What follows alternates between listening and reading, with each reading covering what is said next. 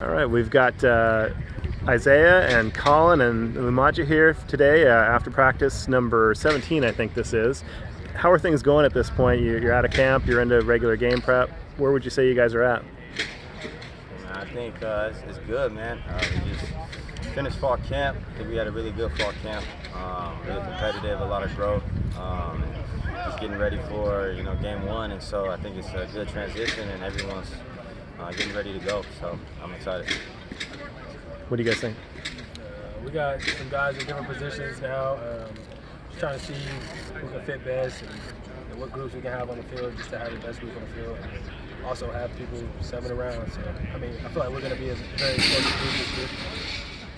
Yeah, just to piggyback off of what they said, I feel like we also had some young talent come in this year and really have some good camps. So I'm looking forward to seeing them help us on the field this year too.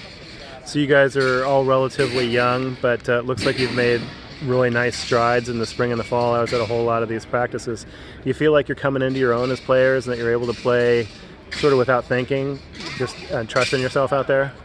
Yeah, along with kind of the experience and watching film and stuff like that, it just helps you, get acclimated, and now you don't have to think so much when you play. You just play freely. And plus, we all know how each other play. So, me and Dan are mostly on the same side. So, we can have some nonverbal communications and know what each other's roles is. So, yeah, allows us to play fast. Yeah, I definitely think this third year I definitely have a lot more experience, and it makes it a lot easier watching film. Just knowing the defense, yeah, it's definitely coming a lot easier this fall camp. I've definitely noticed that, and I don't have to think about a lot of my assignments whenever I'm just out there playing. Yeah, I'll just piggyback off what they said, man.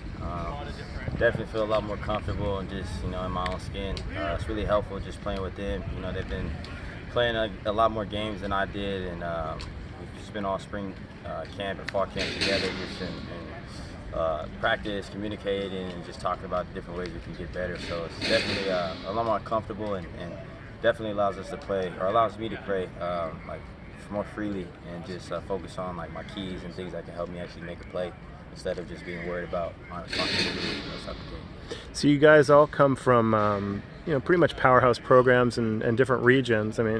Collin, you were in Texas. De La Salle and Corona, Centennial, all really good ball areas. Do you guys have a little bit of a friendly battle comparing where you're coming from and representing a little bit?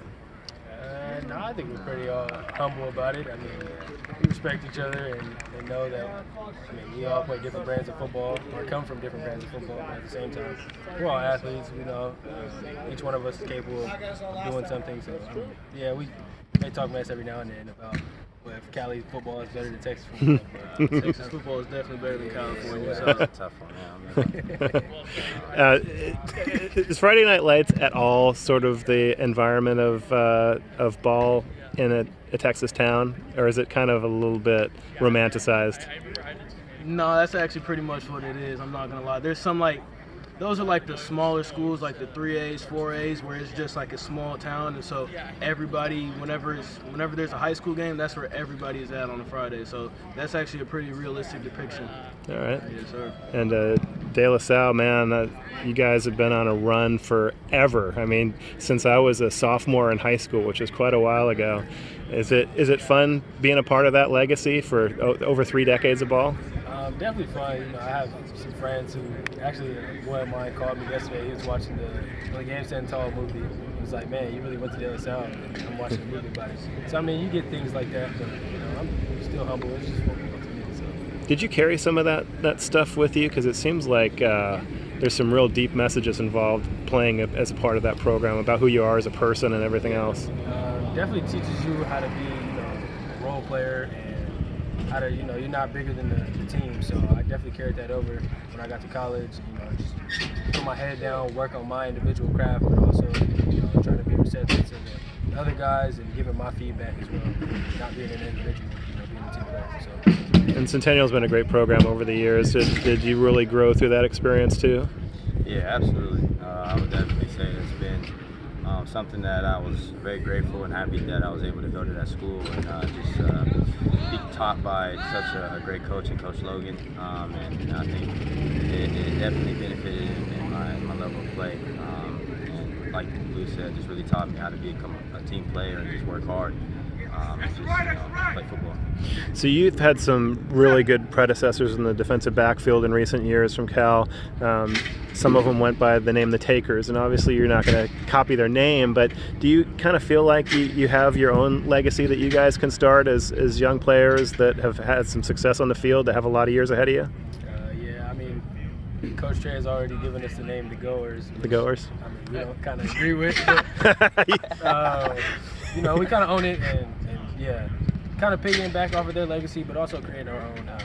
I feel like we bring a little bit of a different dynamic. You know, we got a little bit smaller guys on the field, but also being able to play fast and fit at the same time. So yeah, definitely bringing our own dynamic, but also piggying back off of what they started. But you guys obviously have great coverage skills and good ball skills too, so that makes up for a couple of inches here or there for sure. Are these big receivers a challenge to go against? You got 6'3", 6'4" guys with real wheels. I mean, do you have to really know that you're in the right position to make the right plays to stop these guys? I mean, I would say it's just really a matter of just knowing your opponent. I think whether you're playing against somebody who's long and fast or short and fast, it's just really a matter of everyone has a different talents and different skills, and so I would say it's just another type of football. I wouldn't say it's more difficult than any other type of play, but just knowing the game, just really being confident in your skills and knowing what you need to work on or fix in order to play against a certain type of player. So that's what I would say. So kick off in 9 days. What do you guys have a sense you can do this season? I think we can do a lot, honestly. I feel like we're going to surprise some people this year. I'm excited. Yeah. Back-to-up shit. That's all we keep saying. Back-to-up shit. It's like either you on the board or you in the way. So yeah, we just trying to hold each other to a higher standard. I mean, that's pretty much it. A lot of people sleeping on you guys, but they don't know what they don't know. They'll find out soon enough, huh? They're going to find out. Why not now? We're going to let the game see.